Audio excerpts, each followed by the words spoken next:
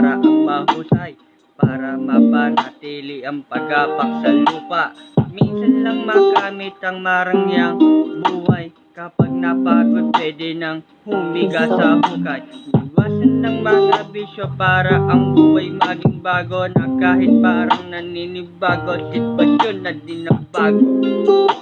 Dinaan ang realidad sa makulit na ilusyon. Yeah, yeah.